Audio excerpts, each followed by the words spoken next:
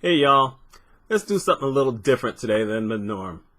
I don't have a real topic. This is just a streaming bit of consciousness, if you will. As most people know, anyone who doesn't know isn't paying attention. A lot of us here in the United States are in our own version of quarantine or isolation, whatever you want to call it, where, goodness, all the malls are closed in our area, all the restaurants, all the bars.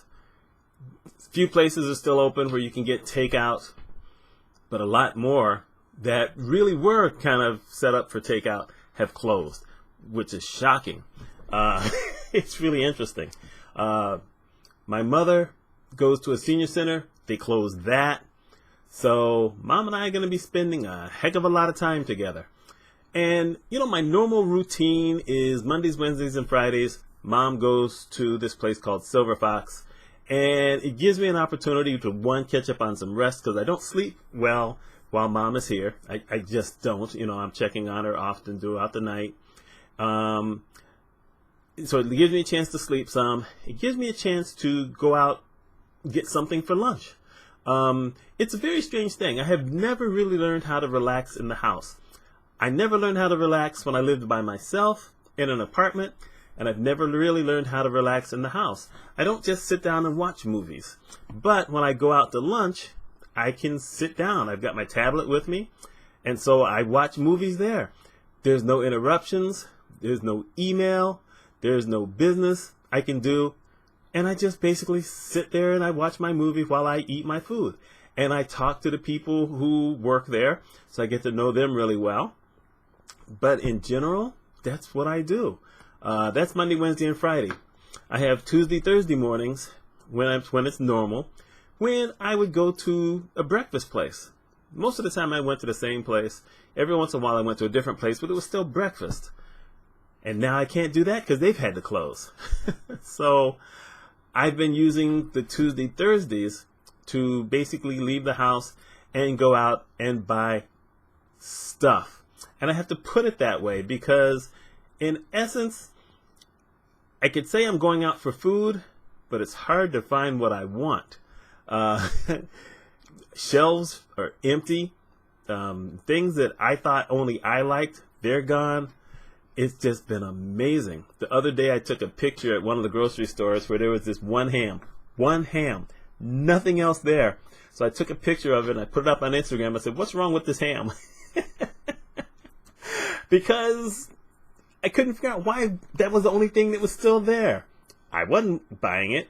And there were these other two ladies who were staring at the same thing. And each one of them said, "You want to take it?" "Nope, I don't want it." "You want it?" "Nope, no one wanted it." How that happens is interesting. But I find it kind of interesting and fun that I go to these different places. Sometimes I get to 4 or 5 of them. One day, Wednesday, for instance, I went to 3 or 4 places and I said, "You know what, I'm going into the city." And I went to the bakery, my favorite bakery in town, and I bought a cake. Because I said, "You know what, I deserve a cake. And I'll share some with Mom," which I did, but I'm eating the majority of this because I've got other stuff for her. She's covered. It is the strangest thing. So last night, for instance, is a time where you'd have thought I would have been able to maybe find some time to relax. There's no sports to watch, and I really don't watch a lot of sports. I watch Syracuse University sports, but you know what? All that's been canceled. At this point now, we were getting close to what would have been getting to the NBA playoffs. That ain't happening. Beginning of baseball in a couple of weeks. That ain't happening. It's the weirdest thing. It's just some of these really weird things. How do you deal with that? You would think that I would deal with it easier because I'm an only child, which means that I'm used to spending a lot of time with myself. But being able to say, "You know what, I'm just going to hop in the car and go somewhere for lunch or whatever," that's something that I look forward to. That ain't going to happen. A lot of people think this is only going to be a couple more weeks. Boy, I wish I could get on the bandwagon with that. I hope it's only a couple more weeks, but I don't think so.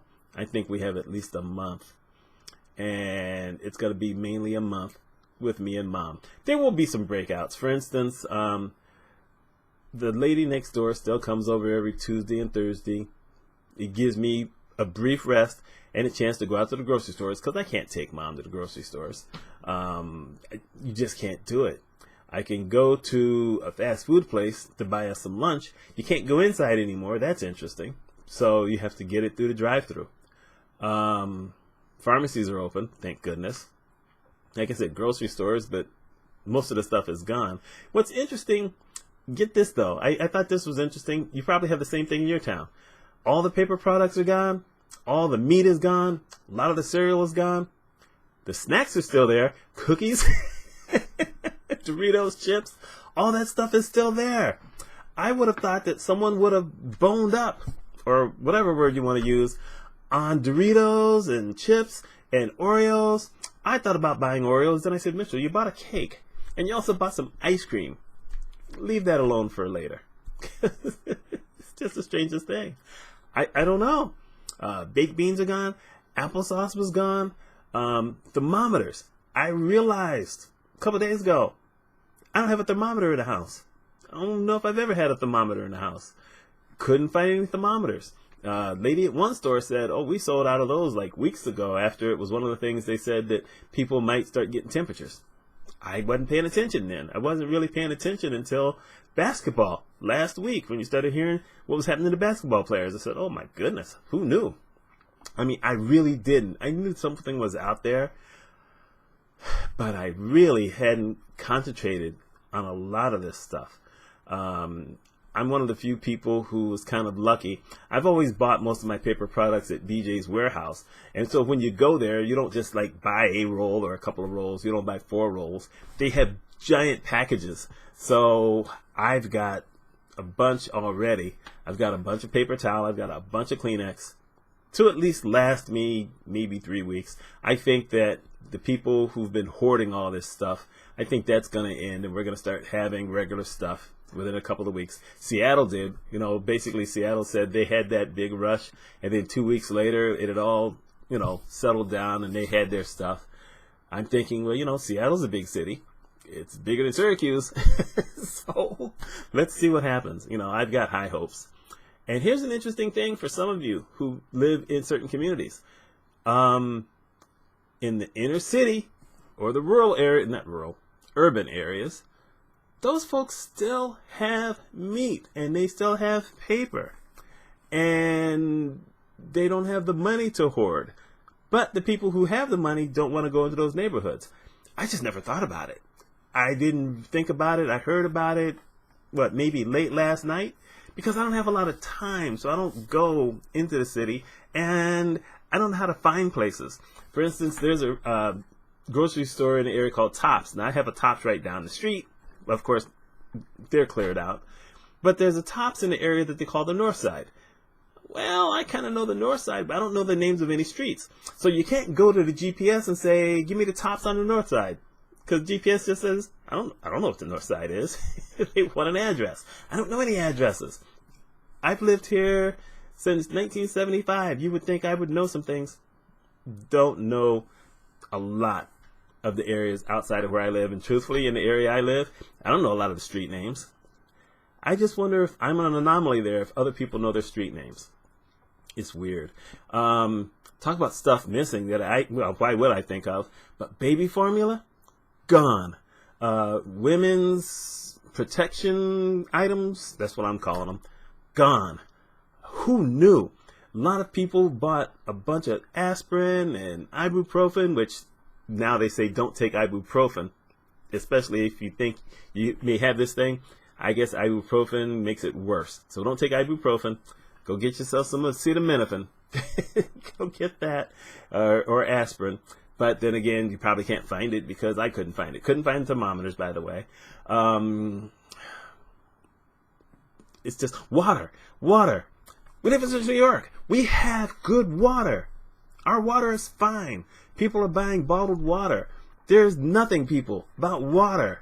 Leave it alone. Let it stay there. Stop hoarding water.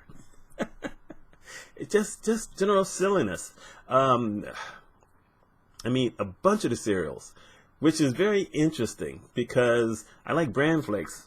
And I thought, bran flakes, no one's going to eat those. Those are my cereals. Ain't there. Baked beans, gone. Gravies, gone. Tuna, gone. Although I did find some tuna at, well, a place called Burn Dairy, and they have a grocery store, and that's where I buy my ice cream from. And they also sell food, because it's like a convenience store, you know, with the gas station convenience store. And they had tuna.